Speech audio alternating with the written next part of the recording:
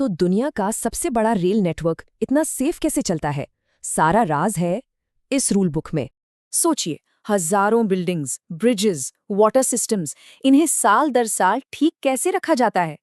इसका जवाब है एक बहुत ही डिटेल्ड और systematic rule book, the Indian railway works manual. Inspections मतलब सुरक्षा की पहली लाइन। इनका मकसद है कि दिक्कतें बड़ी होने से पहले ही पकड़ में आ जाएं। और ये काम सीनियर सेक्शन इंजीनियर जैसे अधिकारी करते हैं, ताकि कोई भी चीज नजर से ना छूटे। अच्छा, तो जब कोई प्रॉब्लम मिलती है तो मेंटेनेंस को 3 अलग-अलग कैटेगरी में बांटा जाता है। सबसे पहले हैं डे टू डे रिपेयर्स, मतलब छोटे मोटे रोजमर्रा के काम, जैसे नाली साफ करना। फिर आता है पीरियोडिकल मेंटेनेंस।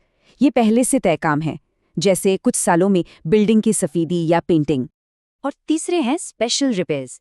ये बड़े नुकसान के लिए होते हैं, जैसे छत की वाटरप्रूफिंग। तो देखा, डे टू डे, पीरियोडिकल और स्पेशल, हर तरह की मरम्मत के लिए एक क्लियर प्लान है।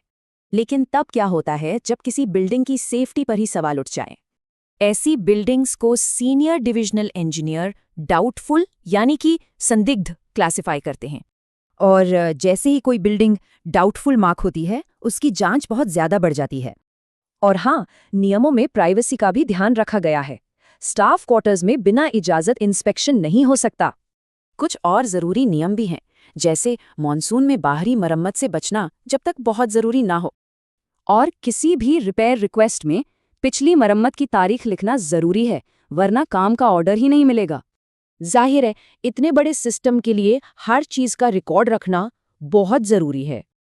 और यहीं पर आता है स्टैंडर्ड मेजरमेंट रजिस्टर या एसएमआर, जो हर स्ट्रक्चर का हिसाब रखता है।